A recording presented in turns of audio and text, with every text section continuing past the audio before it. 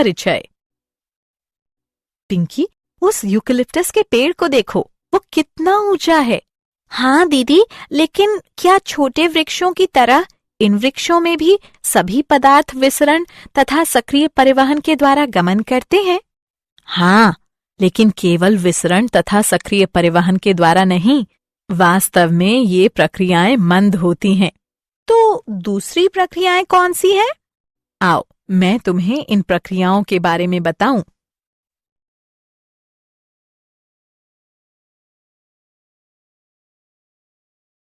उद्देश्य। इस पाठ के अंत में आप निम्न करने में सक्षम हो जाएंगे। सामूहिक या थोक प्रवाह प्रणाली को परिभाषित करना, एपोप्लास्ट और सिम्प्लास्ट पथों की व्याख्या करना, मूल दाब सिद्धांत का वर्णन करना, वाष्पोत्सर्जन खिंचाव सिद्धांत का वर्णन करना, वाष्पोत्सर्जन प्रक्रम की व्याख्या करना।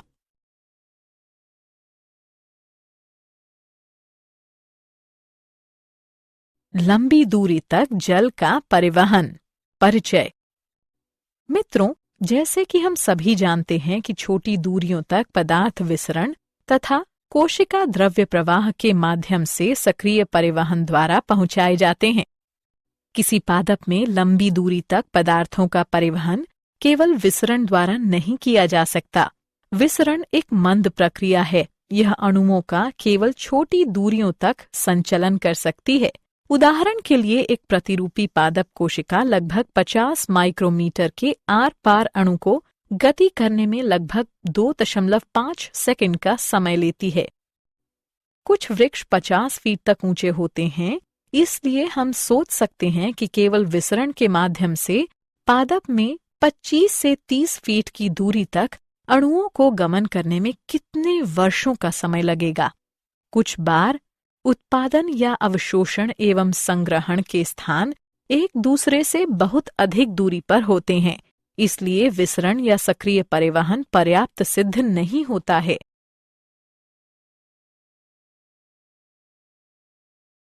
सामूहिक या थोक प्रवाह प्रणाली। ऊंचे वृक्षों में लंबी दूरी का विशिष्ट परिवहन तंत्र आवश्यक हो जाता है ताकि पदार्थ लंबी दूरियों तक एवं अधिक तेज गति से पहुंचाए जा सकें। जल एवं खनिज तथा खाद्य तत्व सामूहिक या थोक प्रवाह प्रणाली द्वारा परिवहन करते हैं। सामूहिक या थोक प्रवाह में पदार्थों का एक स्थान से अन्य स्थानों तक परिवहन दो बिंदुओं के बीच दाब में भिन्नता होने के कारण होता है। सामूहिक प्रवाह की यह विशेषता है कि पदार्थ चाहे घोल हो या निलंबन नदी के प्रवाह की तरह ही बहता है। यह विसरण की अपेक्षा भिन्न प्रकार का होता है, जिसमें विभिन्न पदार्थ अपनी सांद्रता प्रवणताओं के अनुसार स्वतंत्र रूप से ले जाए जाते हैं। थोक प्रवाह को धनात्मक जलीय दाब प्रवणता, उदाहरण के लिए बाग का हौज, या ऋणात्मक जलीय दाब प्रवणता जैसे पुआल के द्वारा चूषण के द्वारा प्राप्त किया जा सकता है। पादपों के संवहनी ऊतकों के द्वारा पदार्थों की थोक या सामूहिक गति को स्थानांतरण कहते हैं। उच्च पादपों में बहुत ही अधिक विशिष्टीकृत संवहनी ऊतक जाइलम और फ्लोएम होते हैं। जाइलम मुख्य रूप से जल, खनिज लवणों, कुछ कार्बनिक नाइट्रोजन तथा हार्मोनों का पादप की जड़ से वायवीय भाग तक स्थानांतरण करता है। फ्लोएम पादपों की पत्तियों से विविध प्रकार के कार्बनिक तथा अकार्बनिक विलयनों को पादपों के विभिन्न भागों तक मुख्यतः स्थानांतरित करता है।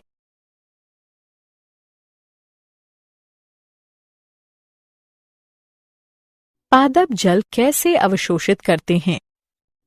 आइए अब हम देखें कि पादप जल किस प्रकार अवशोषित करते हैं। जड़ें पेड़ों के लिए ज्यादातर जल को अवशोषित करती हैं, इसलिए हम मृदा पर जल डालते हैं, न कि पत्तियों पर। जल एवं खनिज तत्वों के अवशोषण का दायित्व मुख्यतः मूल रोमों का होता है, जो जड़ों के अग्र सिरों पर लाखों की संख्या में मौजूद होते हैं। मूल रोम पतली भित्ति वाले जड़ अधिचर्म के महीन विस्तार होते हैं। इनकी कोशिकाएं अवशोषण हेतु उपलब्ध पृष्ठ क्षेत्रफल का काफी विस्तार कर देती हैं। जल खनिज विलय के साथ मूल रोम से होकर शुद्ध रूप से विसरण प्रक्रिया के माध्यम से अवशोषित कर लिया जाता है। एक बार जब जल का अवशोषण मूल रोम द्वारा कर लिया जाता है तो यह जड़ों की परतों में गहराई तक 2 विशिष्ट पथों से होकर जाता है, एपोप्लास्ट पथ तथा सिम्प्लास्ट पथ। आइए इनमें से प्रत्येक के बारे में विस्तार से जानें।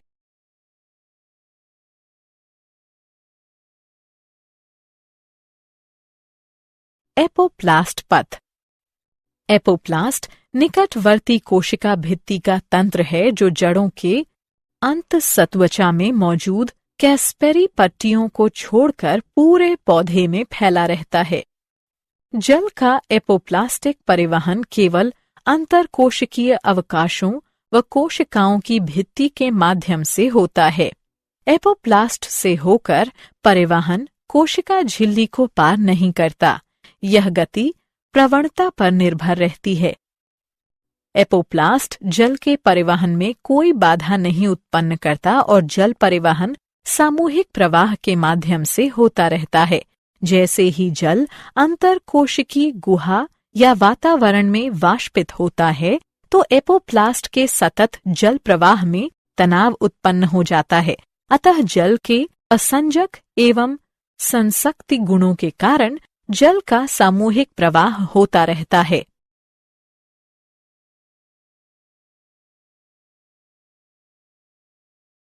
सिम्प्लास्ट पथ। सिम्प्लास्ट पथ एक अन्य पथ है।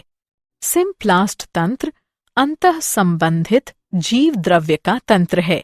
निकटवर्ती कोशिकाएं कोशिका लड़ी से जुड़ी होती हैं जो जीव द्रव्य तंतु तक विस्तृत रूप से फैली रहती हैं। जल कोशिका झिल्ली में होकर कोशिकाओं में प्रवेश करता है, इसलिए इसकी गति अपेक्षाकृत मंद रहती है। गति से विभव प्रवणता होती है। सिम्प्लास्ट गति को कोशिका द्रव्यी प्रवाहन सहायता करता है। कोशिका द्रव्यी प्रवाहन हाइड्रिला पत्तियों की कोशिकाओं में देखा जा सकता है, जहां प्रवाह के कारण क्लोरोप्लास्ट का परिवहन आसानी से दिखाई देता है।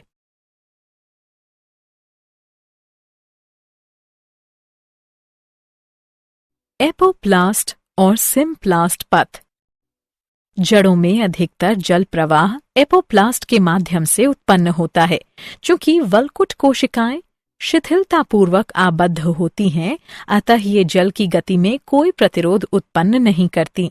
हालांकि वल्कुट की आंतरिक सीमा अंतःसत्वचा जल के लिए अवप्रेशय होती है, जिसका कारण कैस्पेरी पट्टी कहलाने वाली सुवेरिनमय मैट्रिक्स होती है। जल के अणु इस परत को पार नहीं कर पाते, इसलिए वे असुवेरिनमय कोशिका भित्ति क्षेत्र की ओर पुनः झिल्लिका के माध्यम से कोशिकाओं में भेज दिए जाते हैं। इसके बाद जल सिम्प्लास्ट द्वारा गतिशील होता है और जाइलम की कोशिकाओं तक पहुंचने के लिए पुनः झिल्ली को पार करता है। जड़ों की परतों से अंतःसत्वचा तक जल की गति पूर्णतया सिम्प्लास्टिक होती है। जल तथा अन्य विलेय पदार्थों के वैस्कुलर सिलेंडर में पहुंचने का यही एक मार्ग होता है। जाइलम के अंदर पहुंच जाने के पश्चात जल पुनः कोशिकाओं के बीच तथा उनके आर पार जाने के लिए स्वतंत्र हो जाता है। नई जड़ों में जल सीधे जाइलम वाहिकाओं तथा या वाहिनिकाओं में प्रवेश करता है। ये निर्जीव नालियां हैं जो एपोप्लास्ट का हिस्सा होती हैं। क्या आपको पता है कि कुछ पौधों में अतिरिक्त संरचनाएं जुड़ी होती हैं जो उन्हें जल एवं खनिजों के अवशोषण में सहायता करती हैं? माइकोराइजा मूल तंत्र के साथ कवक का सहजीवी संगठन होता है। फफूंदी या कवक के तंतु नई जड़ों के आसपास नेटवर्क बनाते हैं या वे मूल कोशिकाओं में प्रवेश कर जाते हैं। कवक तंतु का एक बड़ा व्यापक पृष्ठीय क्षेत्र होता है जो मृदा से खनिज आयनों और जल को उससे अधिक मात्रा में अवशोषित कर लेता है जितना संभवतः जड़ नहीं कर सकती। ये कवक जड़ों को जल और खनिज उपलब्ध कराते हैं, जिसके बदले में जड़ें माइकोराइजा को शर्करा तथा नाइट्रोजन युक्त यौगिक उपलब्ध कराती है। कुछ पादपों में माइकोराइजा से सहयोग आवश्यक होता है। उदाहरण के लिए चीड़ के बीज माइकोराइजा की उपस्थिति के बिना न तो अंकुरित हो सकते हैं और न ही स्थापित हो सकते हैं।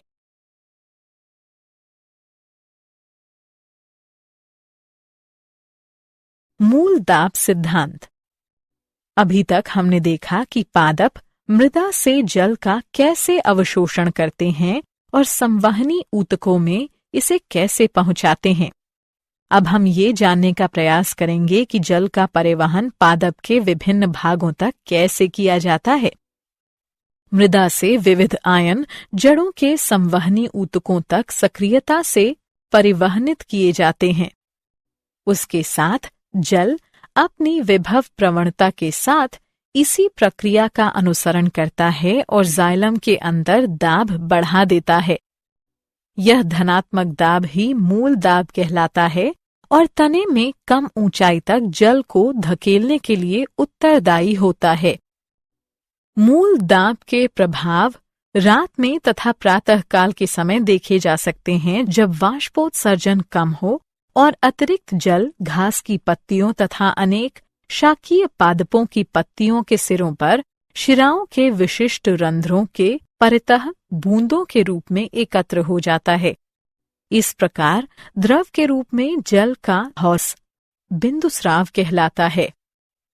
मूल दाब का व्यापक योगदान जाइलम में जल के अणुओं को निरंतर कड़ी के रूप में स्थापित रखने के रूप में समझा जा सकता है, जो कि अक्सर वाष्पोत्सर्जन के कारण उत्पन्न होने वाले वृहत तनावों के कारण टूटती रहती है।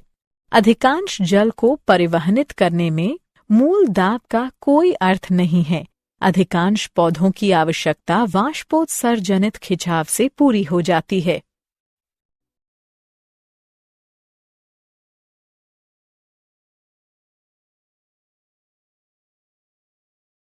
वाष्पोत्सर्जन खिंचाव सिद्धांत। एक अन्य सिद्धांत अर्थात वाष्पोत्सर्जन खिंचाव सिद्धांत में अधिकांश अनुसंधानकर्ता इस बात पर सहमत हैं कि पौधों द्वारा जल मुख्यतः खींचा जाता है और पत्तियों से होने वाला वाष्पोत्सर्जन इस खिंचाव प्रक्रिया की संचालन शक्ति होता है। इसे जल परिवहन का संसर्जन तनाव वाष्पोत्सर्जन खिंचाव मॉडल भी कहा जाता है। पादपों में जल अस्थायी होता है। प्रकाश संश्लेषण तथा वृद्धि के लिए पत्तियों में पहुंचाने वाले जल के 1% से भी कम भाग का उपयोग किया जाता है। जल की अधिकतर मात्रा पत्तियों के रंध्रों द्वारा उड़ जाती है।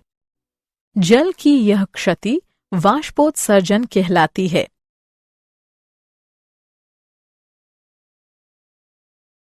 वाष्पोत्सर्जन। आइए अब इस मॉड्यूल के अगले प्रकरण अर्थात वाष्पोत्सर्जन को देखें। वाष्पोत्सर्जन पादपों द्वारा जल को वाष्प रूप में परिवर्तित करने के कारण होने वाली हानि है। यह मुख्यतः रंध्रों से होता है जो पत्तियों पर पाए जाते हैं। वाष्पोत्सर्जन में जल वाष्प की हानि के अतिरिक्त पत्तियों में छोटे छिद्रों जो रंध्र कहलाते हैं के द्वारा ऑक्सीजन एवं कार्बन डाइऑक्साइड का विनिमय भी होता है। सामान्यतः ये रंध्र दिन के समय खुले रहते हैं और रात के समय बंद हो जाते हैं। रक्षक कोशिकाओं की स्फीति में परिवर्तन रंध्रों के खुलने व बंद होने का मुख्य कारण है। प्रत्येक रक्षक कोशिका की आंतरिक भित्ति रंध्र छिद्र की तरफ काफी मोटी एवं प्रत्यास्थ होती है। जब रंध्र को घेरने वाली 2 रक्षक कोशिकाओं में स्फीति दाब बढ़ता है तो पतली बाहरी भित्तियां बाहर की ओर उभरती हैं तथा आंतरिक भित्ति को अर्धचंद्राकार स्थिति में आने के लिए बाध्य कर देती हैं। रंध्र छिद्र के खुलने में रक्षक कोशिका की भित्तियों में उपस्थित सूक्ष्म सूत्राभ की दिशा भी सहायता करती है। सेलुलोज सूक्ष्म सूत्राभ का अभिविन्यास अनुदैर्ध्य के बजाय अरीय क्रम से होने के कारण रंध्र छिद्र के लिए खुलना आसान हो जाता है। जब जल हानि के कारण रक्षक कोशिका की स्फीति या जल तन्यता खत्म हो जाती है तो तन्य आंतरिक भित्तियां अपनी मूल स्थिति में फिर से वापस आ जाती हैं। फिर रक्षक कोशिकाएं शिथिल पड़ जाती हैं और रंध्र छिद्र बंद हो जाते हैं। सामान्यतः एक पृष्ठधारी प्रायः द्विबीजपत्री पत्ती के निचली ओर अधिक संख्या में रंध्र होते हैं, जबकि एक द्विपार्श्विक प्रायः एक बीजपत्री पत्ती में ये दोनों पृष्ठों पर लगभग बराबर संख्या में होते हैं। वाष्पोत्सर्जन अनेक बाह्य कारकों द्वारा प्रभावित होता है, जैसे कि तापमान, प्रकाश, आर्द्रता, पवन की गति आदि। रंध्रों की संख्या तथा वितरण, खुले रंध्रों का प्रतिशत, पौधों में पानी की उपस्थिति तथा वितान रचना आदि वाष्पोत्सर्जन को प्रभावित करने वाले अन्य पादप कारक हैं।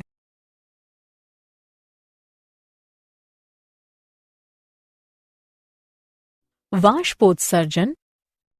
क्या आपको पता है कि जाइलम रस का वाष्पोत्सर्जित होकर ऊपर चढ़ना मुख्यतः सासंजन, आसंजन तथा पृष्ठ तनाव के गुणों पर निर्भर होता है। सासंजन जल के कुछ भौतिक गुणों पर निर्भर होता है। आसंजन, यह गुण सासंजन, आसंजन तथा पृष्ठ तनाव हैं। जल के अणुओं के बीच पारस्परिक आकर्षण सासंजन कहलाता है। पृष्ठ तनाव जल अणुओं का ध्रुवीय सतह की ओर आकर्षण, जैसे कि वाहिकीय तत्वों की सतह, आसंजन कहलाता है तथा पृष्ठ तनाव वह गुण होता है जिसके द्वारा जल के अणु गैसीय अवस्था की अपेक्षा द्रव अवस्था में एक दूसरे के प्रति अधिक आकर्षित होते हैं। जल के ये गुण इसे उच्च तन्य सामर्थ्य प्रदान करते हैं, अर्थात किसी खिंचाव शक्ति का प्रतिरोध करने की क्षमता एवं उच्च कोशिकात्व अर्थात पतली नलियों में ऊपर चढ़ने की क्षमता। पादपों में कोशिकात्व को अल्प व्यास वाले वाहिकीय तत्वों जैसे कि ट्रैकीड और वाहिका तत्वों से सहायता प्राप्त होती है। अब आइए पादपों में वाष्पोत्सर्जन के लाभों पर एक दृष्टिपात करें। यह पादपों में अवशोषण एवं परिवहन के लिए वाष्पोत्सर्जन खिंचाव उत्पन्न करता है। यह प्रकाश संश्लेषण हेतु जल प्रदान करता है। यह पादप के सभी भागों तक मृदा से खनिज तत्वों का परिवहन करता है। यह पत्तियों की सतह को वाष्पीकरण द्वारा 10 से 15 डिग्री तक ठंडा करता है। यह कोशिकाओं को स्वीत रखते हुए पादपों की आकृति एवं संरचना को बनाए रखता है।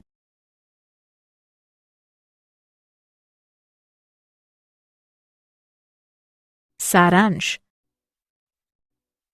आइए हमने जो कुछ सीखा है उसे संक्षेप में दोहराएं। किसी पादप में लंबी दूरी तक पदार्थों का परिवहन केवल विसरण द्वारा नहीं किया जा सकता। विसरण एक मंद प्रक्रिया है। यह अणुओं का केवल छोटी दूरियों तक संचलन कर सकती है। सामूहिक या थोक प्रवाह में पदार्थों का एक स्थान से अन्य स्थानों तक परिवहन दो बिंदुओं के बीच दाब में भिन्नता होने के कारण होता है। पादपों के संवहनी ऊतकों के द्वारा पदार्थों की थोक या सामूहिक गति को स्थानांतरण कहते हैं। जाइलम मुख्य रूप से जल, खनिज लवणों, कुछ कार्बनिक नाइट्रोजन तथा हार्मोनों का पादप की जड़ से वायवीय भाग तक स्थानांतरण करता है। फ्लोएम पादपों की पत्तियों से विविध प्रकार के कार्बनिक तथा अकार्बनिक विलयनों को पादपों के विभिन्न भागों तक मुख्यतः स्थानांतरित करता है। एक बार जब जल का अवशोषण मूल रोम द्वारा कर लिया जाता है तो यह जड़ों की परतों में गहराई तक दो विशिष्ट पथों से होकर जाता है, एपोप्लास्ट पथ तथा सिम्प्लास्ट पथ।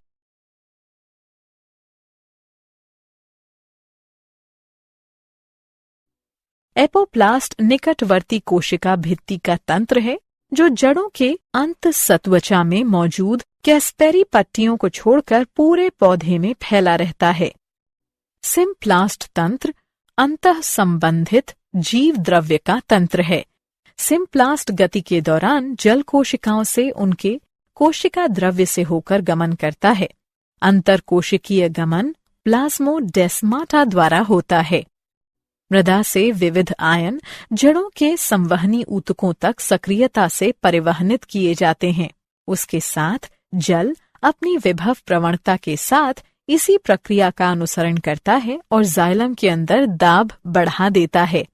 यह धनात्मक दाब ही मूल दाब कहलाता है और तने में कम ऊंचाई तक जल को धकेलने के लिए उत्तरदायी होता है। पौधों द्वारा जल मुख्यतः खींचा जाता है और पत्तियों से होने वाला वाष्पोत्सर्जन इस खिंचाव प्रक्रिया की संचालक शक्ति होती है। इसे जल परिवहन का ससंजन तनाव वाष्पोत्सर्जन खिंचाव मॉडल भी कहा जाता है।